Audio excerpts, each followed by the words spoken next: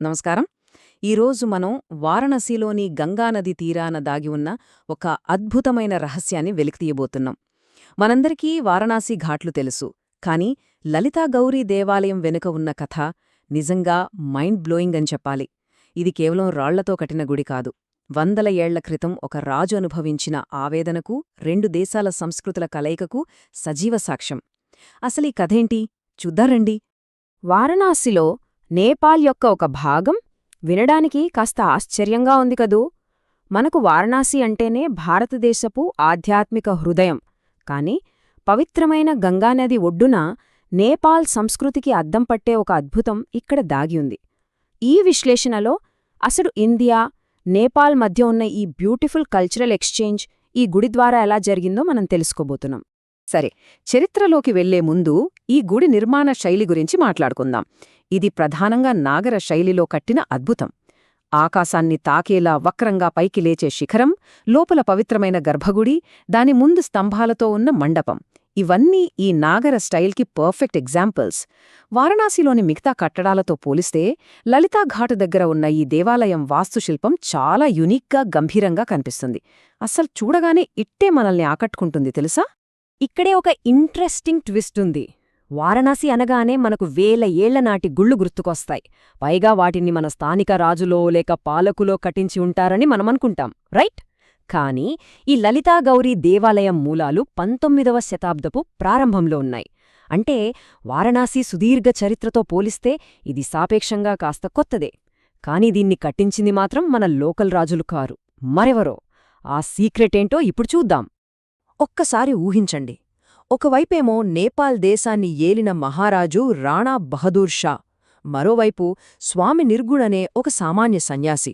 ఈ ఇద్దరూ ఒక్కరే అంటే నమ్ముతారా? అసలు నమ్మశక్యంగా లేదు కదూ.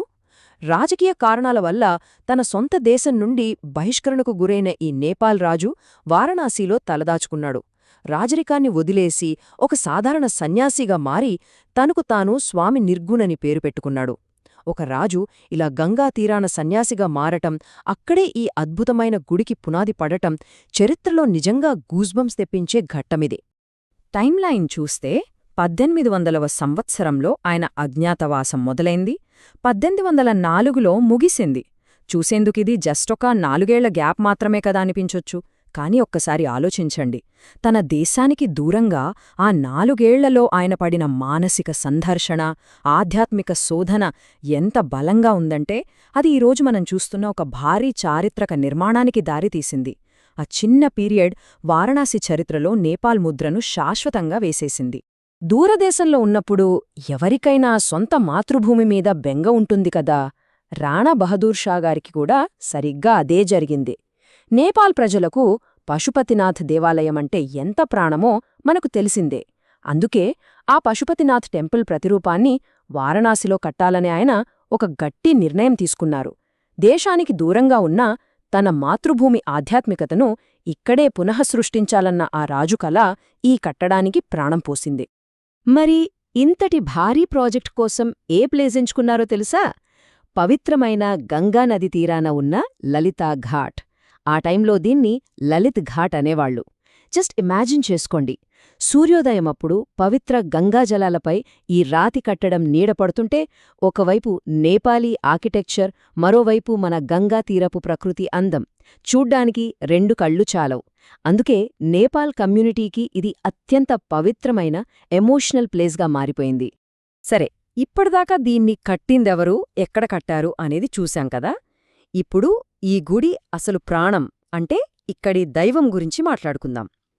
ఈ అద్భుతమైన టెంపుల్ లలితాదేవికి లేదా లలితామాతకు అంకితం చేయబడింది. అందుకే భక్తులు దీన్ని భక్తిశ్రద్ధలతో లలితామాత మందిర్ అని కూడా పిలుచుకుంటారు.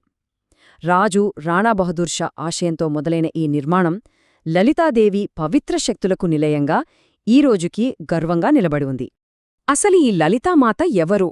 పురాణాల ప్రకారం చూసుకుంటే ఆమె సాక్షాత్తు పార్వతీదేవి యొక్క 3వ రూపం. మనకు తెలిసిన విషయమే కదా.